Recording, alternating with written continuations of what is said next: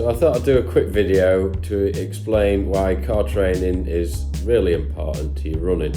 Typically we focus on our legs when we're strength training for running, but the car is just as important as the legs.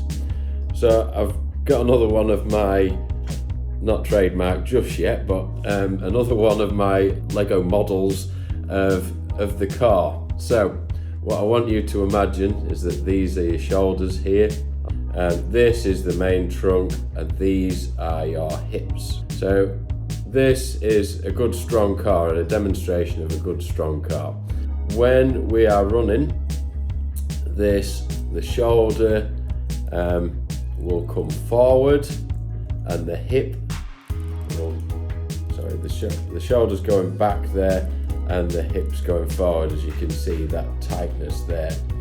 When you are running, there should be a bit of twist in your movement. There shouldn't be a lot. It's a bit like a bell curve, so not enough is bad, too much is bad. So you need to get into that sweet spot in there, and we need to do that by training the car. So what that does is, when you've got a nice strong car, this twisting motion here helps you snap back in position. It stops you going too far either one way or the other.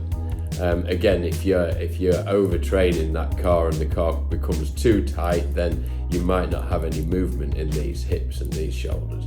You should always get a bit of movement in the shoulders. This adds to the efficiency of that movement because you're getting a lot of elastic recoil, or elastic return, should I say, from the stretching and return like this. Okay, so what I've done here is to cause an imbalance in the car. So here we can see this side of the car is not as tight as this side of the car. Yeah, so what's happened now is that the hip has dropped. When the hip drops, that causes your knee to go in, which then again makes your foot go out to the side, which drastically reduces your running efficiency. Not only that, it can cause injury and stuff like that. You might see that sometimes when you're like at a park run and people's legs are flying out to the side. That's usually indicative of a weak car, because that hip movement is not being controlled by the car. So you can see then, as you're running as well with the sideways motion, this side will snap back quite quickly.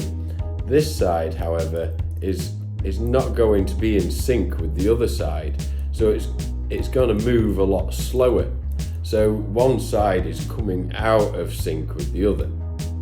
Same again, if we had these looser bands on both sides of this car, then it still wouldn't control the hips as well. It wouldn't be as tight, so those hips would just move willy-nilly.